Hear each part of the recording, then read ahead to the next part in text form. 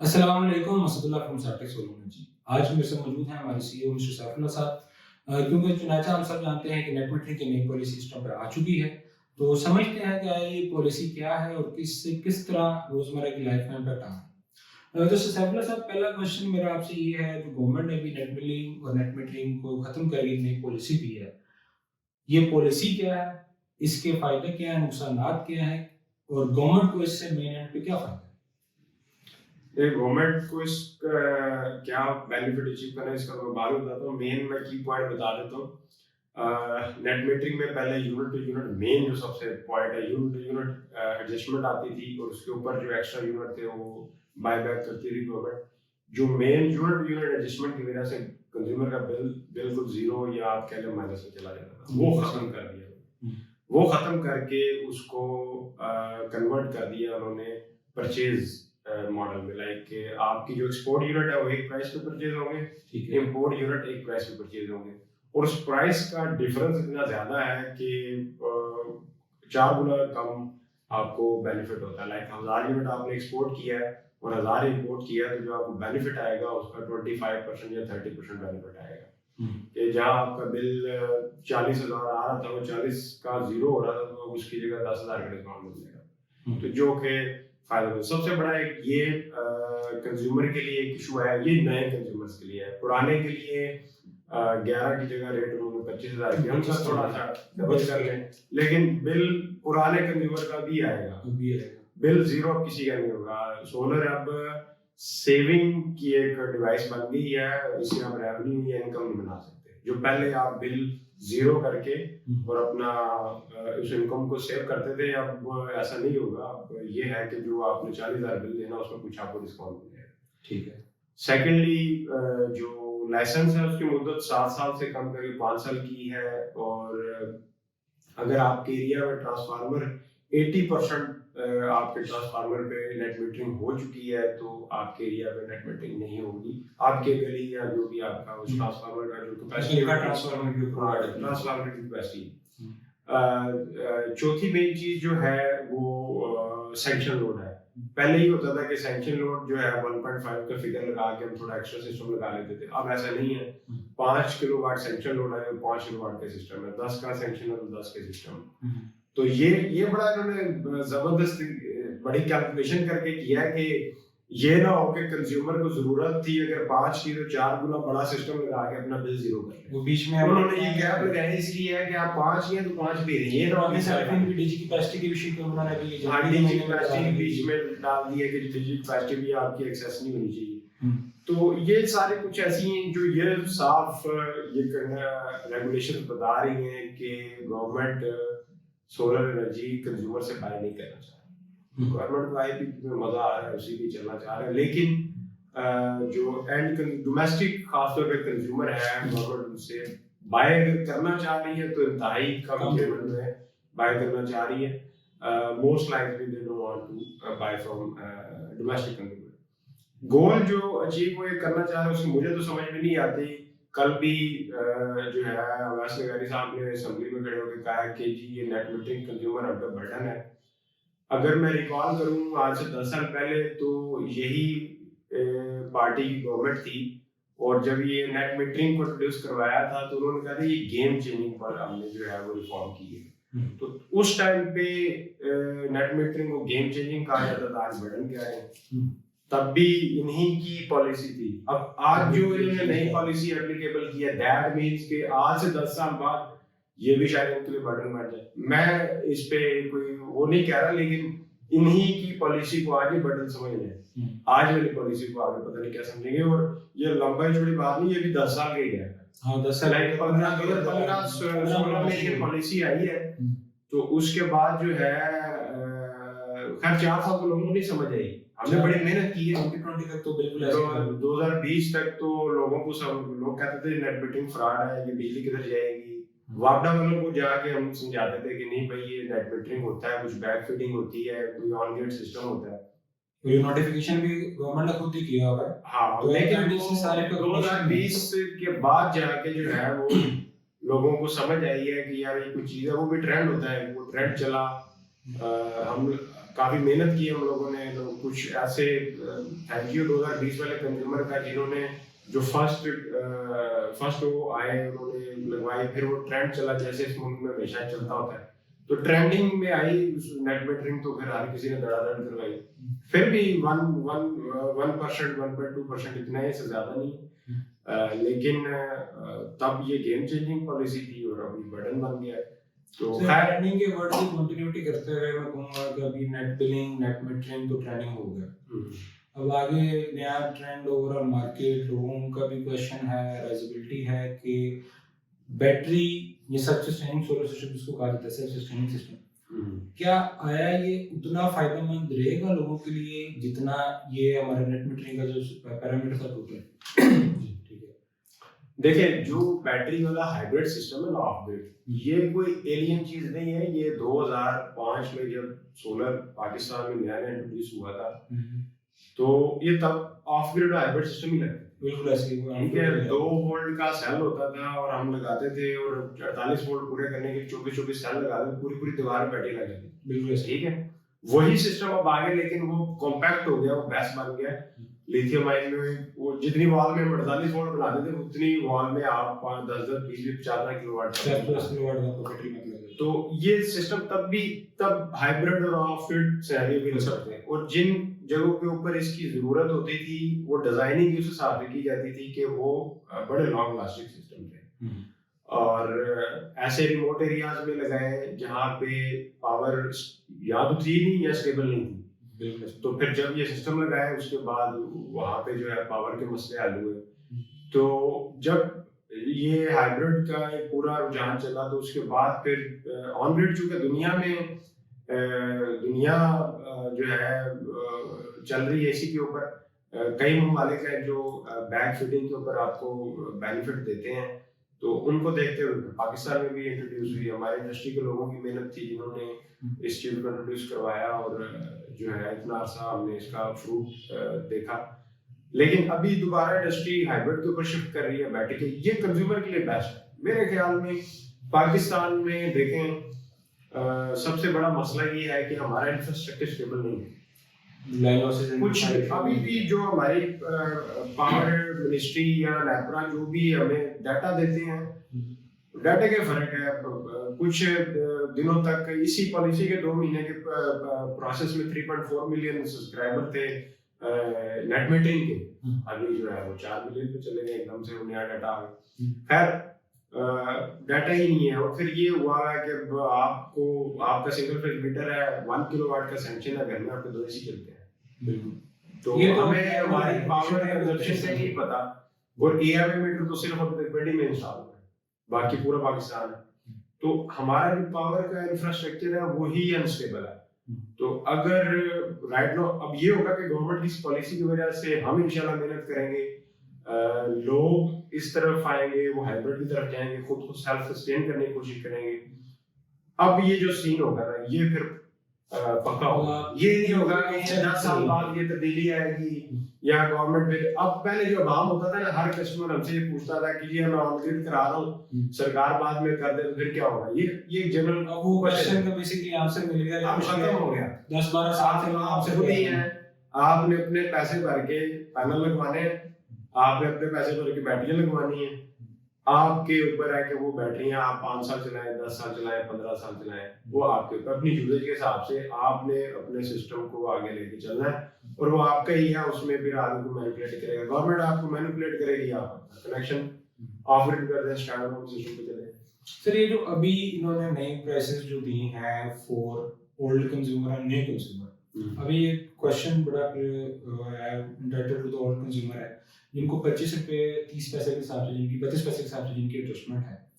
अगर वो कंज्यूमर अपने, काफी लोगों का क्वेश्चन, वो अपने लोड को 40%, 50% या 60% हाइब्रिड भी शिफ्ट करते हैं अपने सोलर सिस्टम की कैपेसिटी। 10 किलोवाट का सिस्टम है, 6 किलोवाट या 7 किलोवाट के लोड को फुल टाइम हाइब्रिड पे ले जाते हैं। ये मैं समझ गया। 3 किलोवाट के अगर वो बैकफीड पर रखते हैं, तो क्या आया ये इंपैक्टफुल को बिल रहेगा, या अगेन इसके भी चार्जेस एंड बिल्स जो है, जो मेन की पॉलिसी के अप्लाई से कस्टमर को बिल ही आएगा? देखिए, सबसे पहले हम ये समझते हैं कि कस्टमर्स कौन से इससे ज्यादा इफेक्टिव होते हैं। सबसे पहले तो ऐसे कस्टमर आते हैं जो कि पिछले 2 साल हो चुके हैं जिनको सिस्टम 24-25 के स्पैन में जिन्होंने लगवाए हैं, उनका 24 वालों का जो है 50-60% रिकवरी हो चुकी है।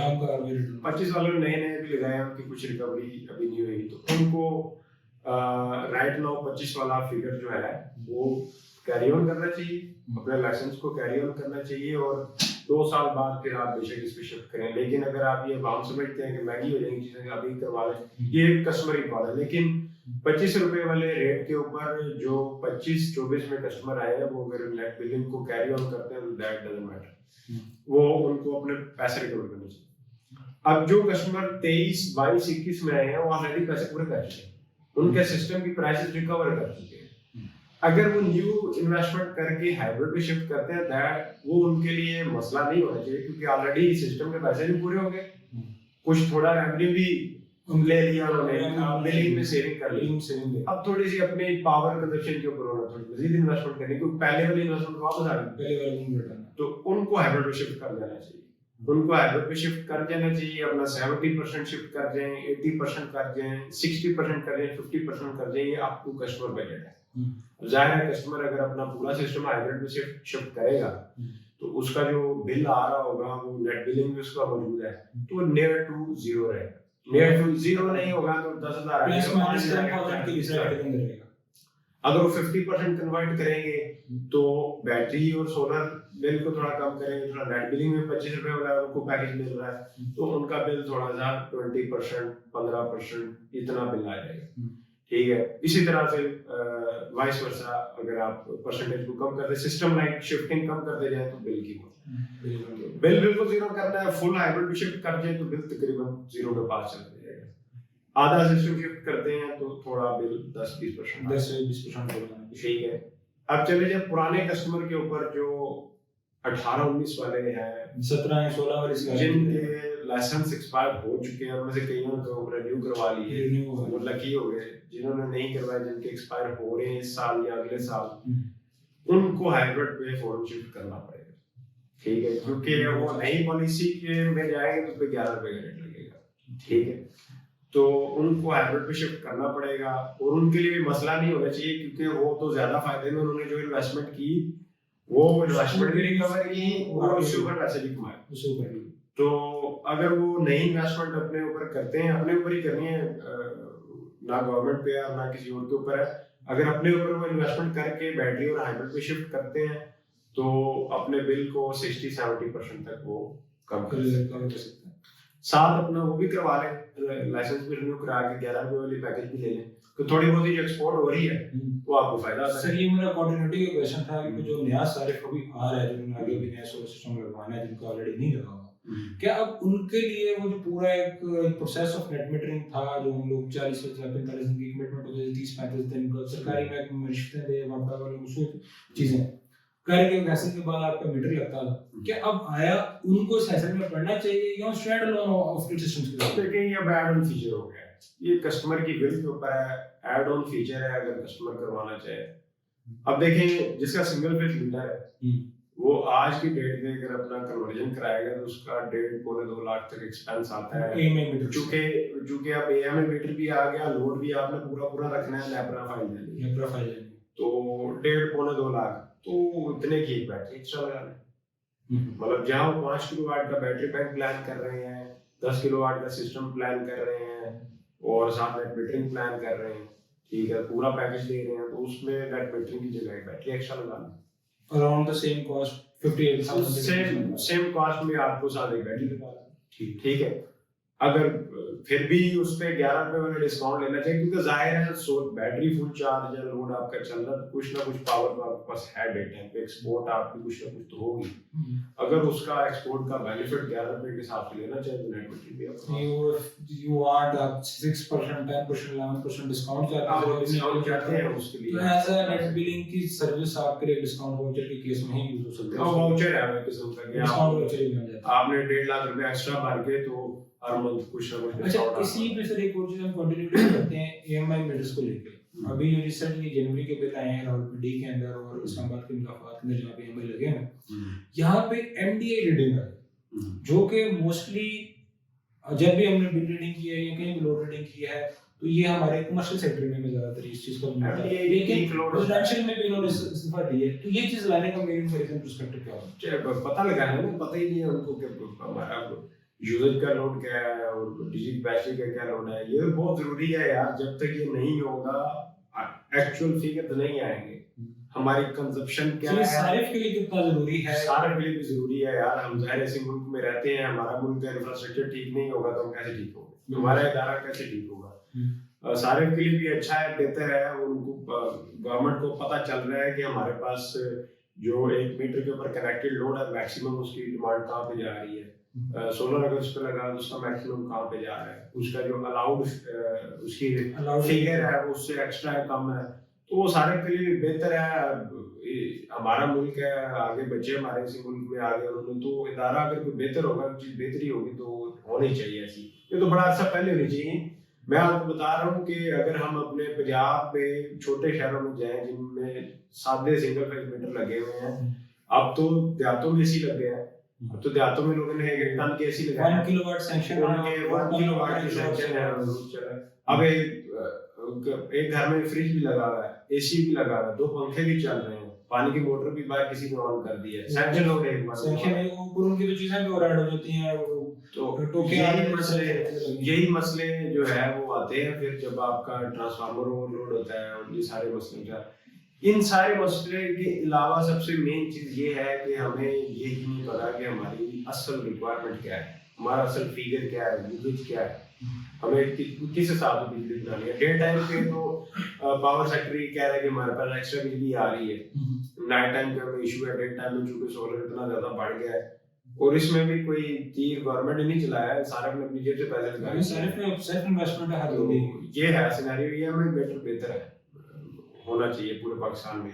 सर एक लास्ट क्वेश्चन आपसे मैं पूछना चाहूंगा कि जैसे कि 2015-16 के अंदर गवर्नमेंट ने इंटरनेशनल एक चीज को देखा कि यहाँ पे नेट मीटरिंग रिफॉर्म लेके आने चाहिए, उनके बेसिस पे चले, फिर बाद में उसी के ऊपर कॉपी पेस्ट पॉलिसी को बना दिया गया। बाद 10 साल बाद उस पर फील हुआ कि ये पॉलिसी हमारे लिए ठीक नहीं थी। अब कुछ कंट्रीज और के रूल्स एंड रेगुलेशन को देखा गया जिसमें ग्रॉस बिलिंग जो है, ये नेट बिलिंग है, ग्रॉस बिलिंग की सेम यूज आती है, वहां पे सारिफ की बाइंग रेट में ग्रॉस के ऊपर भी gross buying and gross selling rate जो है वो इक्विवेलेंट है। क्या देखते हैं कि आने वाले 2 साल 3 साल के अंदर ये रेट इक्विवेलेंसी में आएगा या इससे भी कट बैक होगा? नहीं, जो ग्रॉस मीटरिंग और नेट बिलिंग है ना इंटरनेशनल लेवल पे ना ऐसे ही है, मुख्तलिफ मुल्कों में इसी तरह से ही है। जो कम यहाँ हमारे यहाँ तो इदारा है ना, वहाँ पे मुख्तलिफ मुल्कों में जहाँ पे ग्रॉस मीटरिंग नेट बिलिंग है वहाँ पे प्राइवेट कंपनियां हैं जो कि पावर का निज़ाम चलाती हैं इस स्पेसिफिक शहर में या स्टेट में जहाँ पे भी। तो वो कंपनियां जो है वो बायबैक करती हैं, उनको भी तकलीफ होती है, उनको भी इसी तरह की टेंशन होती है कि यार उनके भी फिर रेटों का फर्क है, बायबैक रेट हो गया, सेलिंग रेट हो गया। ये इसी तरह का मॉडल, ये बस आएगी नेट मीटरिंग किसी को देखकर ये मॉडल भी बाहर किसी को देखती है। ये कोई अपने बैठे बैठे सोच नहीं है। ग्रॉस मीटरिंग चल रही है, ग्रॉस मीटरिंग चल रही है दुनिया में मुख्तलिफ मुल्कों में चल रही है। हमने पहली दफा ये नहीं किया। हाँ, यूनिट एडजस्टमेंट मजे की बात मैंने अब तक इतनी ज्यादा वायरल देखी है। हाँ, हमने पाकिस्तान में बड़े मजे किए हैं इस चीज को। यूएस में मैंने देखा है कि वहाँ पे यूनिट एडजस्टमेंट कहीं भी नहीं, ग्रॉस मीटरिंग ही है, नेट बिलिंग ही है और रेट का फर्क ही है। और रेट का इतना ज्यादा नहीं है, 4 गुना का फर्क नहीं है, लेकिन वो 25 और 40 लाख कह रहे हैं। 25 और 40 हाँ है, लेकिन कई स्टेट्स में तो उससे भी कम है। ठीक है, लेकिन यूनिट एडजस्टमेंट वाला जो मजा हम लोग आते हैं 725 रुपए का बाय बैक भी लेते रहे, ये खैर पाकिस्तान में मजा काफी लिया। और जो लोग, मैं फिर ये कहता हूँ, जो लोग 20 से लेके 23 तक जो सिस्टम लगाए हैं वो टेंशन ना लें। काफी कस्टमर कॉल कर चुके हैं, जो पुराने लगवा चुके हैं कस्टमर, बड़े मजे लूटे हैं आपने। खैर अपने ऊपर ही लगाए थे, पैसे भी रिकवर हो गए, अब मजीद भी आपने अपने ऊपर ही लगाने हैं। तो अब हाइब्रिड ही फ्यूचर है और हाइब्रिड के ऊपर ही अब शिफ्ट करना होगा। और हमने भी ऑनग्रिड पे बड़ा जोर दिया है, क्योंकि पैकेज नजर आ रहा था, कंज्यूमर को उससे फायदा होता था। इवन दो कि इन सालों में कोई आके मेरे से हाइब्रिड की डिमांड करता था तो मैं उसको कहता था कि ऑनग्रिड ले आओ। Every customer to be shifted और अल्हम्दुलिल्लाह जितने लोगों ने बात मानी है वो आज मजे कर गए, और अभी दोबारा पैसे जो लगाने अपने ऊपर लगाने, अगेन मैं यही बात करूँ। थैंक यू सर, आपने हमें टाइम दिया, अपने कीमती वक्त दिया और लोगों के सवालों का आपने जवाब दिया। नतीजा इस पूरी कहानी का यही निकलता है कि पाकिस्तान के अंदर नेट बिलिंग जो है एप्लीकेबल हो चुकी है, और ये अच्छी बात है कि अगर गर्मियाँ भी आ रही है, लोड शेडिंग भी स्टार्ट होगी, अगर आप अपने इंडिपेंडेंट हाइब्रिड सिस्टम की तरफ जाते हैं तो ना लोड शेडिंग की तकलीफ होगी, ना ही किसी किस्म का आपको बिलिंग का इशू होगा। आप अपने हाइब्रिड पे कन्वर्ट करके एक अच्छा सोलर सिस्टम और सेल्फ सस्टेनिंग सिस्टम अपना लगा सकते हैं। तो असदुल्लाह फ्रॉम सोलर एनर्जी, अस्सलाम वालेकुम।